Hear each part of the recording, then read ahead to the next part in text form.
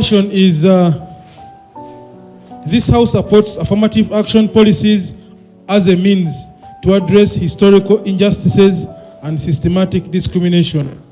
Thank you.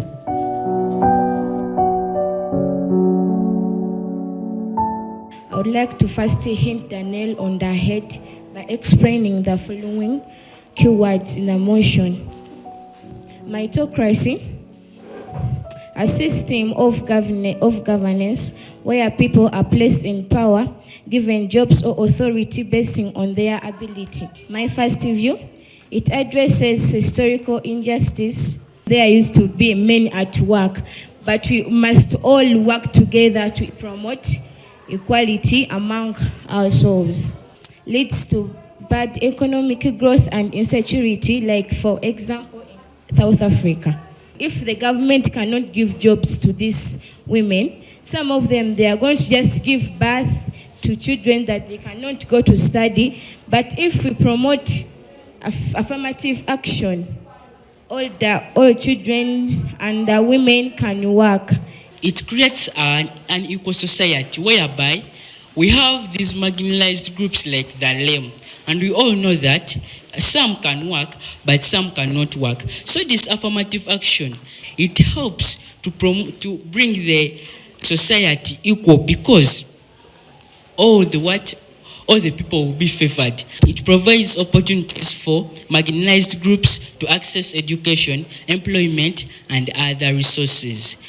That affirmative action will remove all those historical injustices, like women of a long time ago, were not allowed to eat eggs, some were not allowed to eat chicken. But due to this affirmative action, now all women can eat what they want and also can do what they want. Does affirmative action promote equality? Yes, it does. Thank you.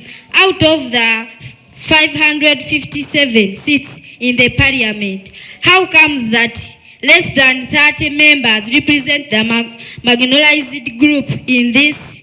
Due to the affirmative action, now they are becoming favored. It helps to create more equitable society. Yes, 100% correct.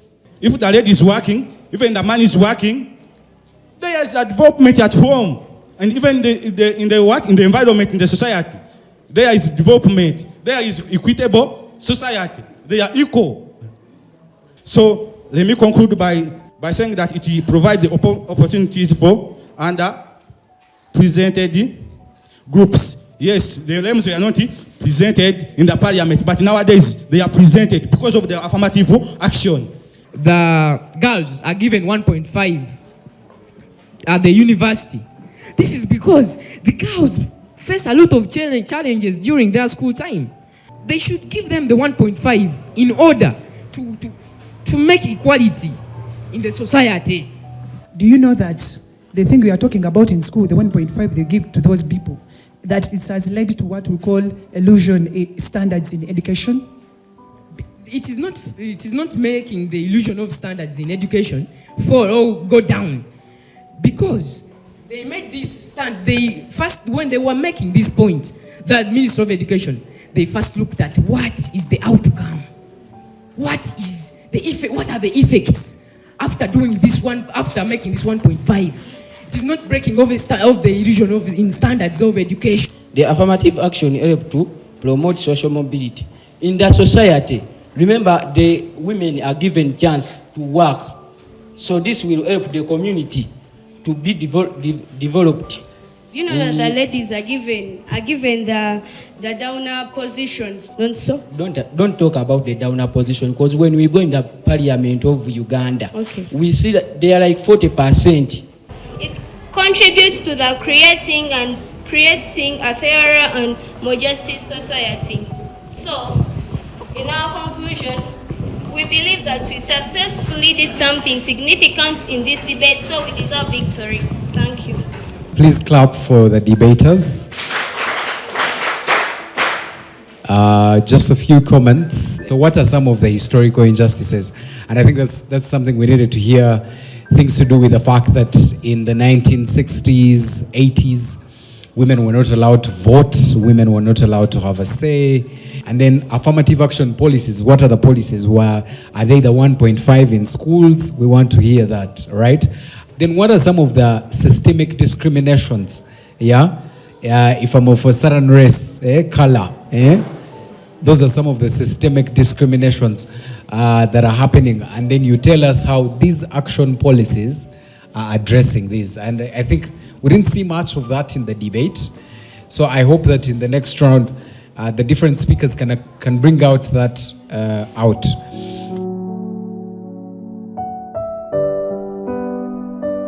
I'm here to oppose the motion negatively because of the following views. The first view, I would like to attack my previous affirmer. There is a false information that you have been giving.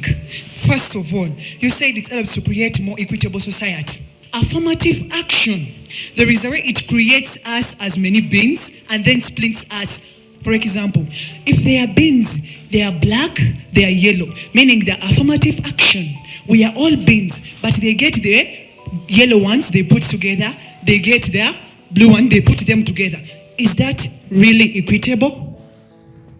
Cause you were saying about the women that they are given favor. What of the men? Are we not human being?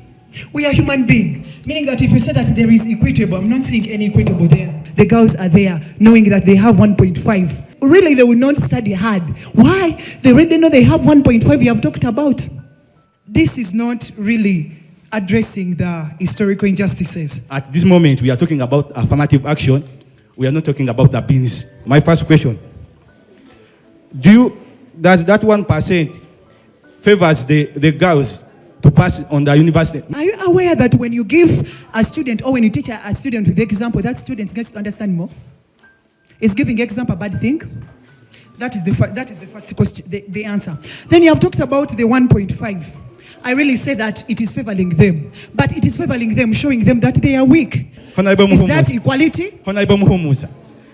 But be direct. We are human beings. We are not beings. It creates perceptions of unfairness, whereby ladies are given 1.5 at the university and the men are left out. This means it is focusing at a specified group of people, whereby ladies are only focused on than the men. It may sometimes prioritize candidates from underrepresented groups, even if they have low qualifications compared to the other candidates, whereby I may stand in for the post of head girl. I have no communicating skills and I'm not capable of standing in front to say something to people. That means I'm not qualified. But because this is affirmative action, they will take me than the person who has all qualities of being the school head girl. Don't you think that affirmative action leads to reverse discrimination? It does not really. Reverse means the opposite of the other. That means the other times of long ago, they used to like the men so much. So the men were superior and the women were inferior. Yes. You're very wrong, man. Don't you think that affirmative action of blacks imply inferiority? No, I don't think so.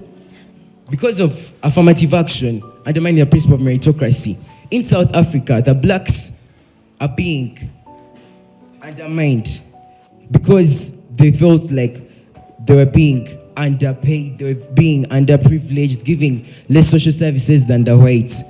We are in the same country, but the people of Karamoja are now suffering. In major, they lack social services, but we are under affirmative action. Now, how comes that the people, the marginalized groups of Karamoja, lack social services, yet the people in central region have social services? It means that affirmative action does not create equality. Instead, it creates reverse discrimination. Equitable society is not at all promoted by affirmative action. Instead, it introduces reverse discrimination. It undermines meritocracy. Meritocracy means a system where people get power or money on a basis of their ability. When women and men are allowed to work, what's wrong with that? They dodge their responsibilities as women. Like they stick to work and forget what they are supposed to do in their homes. Because affirmative action creates perceptions of unfairness, It may sometimes prioritize candidates from the underrepresented groups, even if they have low qualifications compared to other candidates. I'm quite sure my fellow negative speakers, they gave reasoning in addition to claims, and they also backed it with evidence. And basing on that, we believe that we successfully did something significant in this debate, and we deserve the victory. Thank you. My name is Janet. For me, I liked the judge. For really, the judge, he was a time manager. For me, what I've liked is the confidence, and let them keep it up. Okay. Maybe I'll also learn from them and gain that confidence. Okay. What did you like from the debate?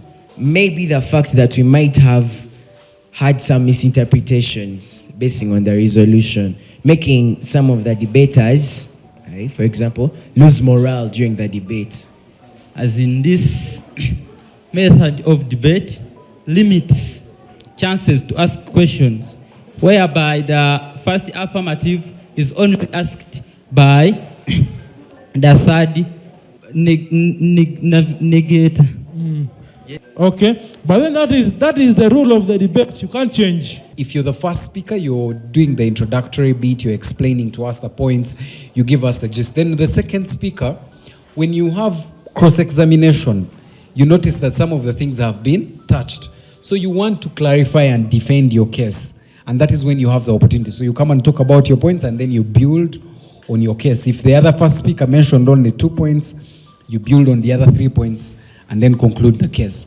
Lastly, the third speakers, your role is to summarize. So you don't just come and tell us we've won, and then you take off. No, you mention the points and give a justification, right? You don't need to make mention of new points, especially when you're the last speaker. Your role is just to summarize and give us the basis of why you think your side won the debate, right? So those are our comments. So please clap for my co-judges that assisted me in coming up with.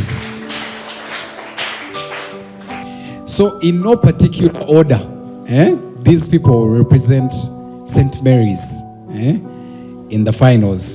Yes, and these have been selected based on the 4 things that we talked about: their speaker roles, the execution of their burdens, then the ability to debate and argue throughout the debate, but also to represent themselves in those particular roles that they were given, right? Samuel, please clap for Samuel.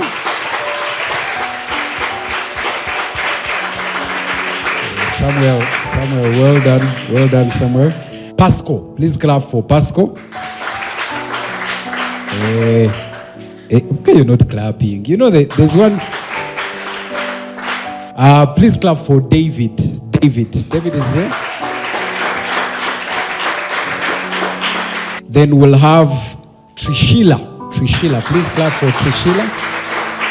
Please clap for Richard.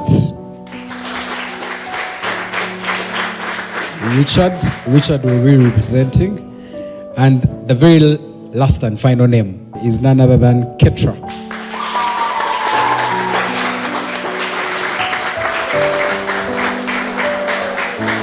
So congratulations. These people will be representing the...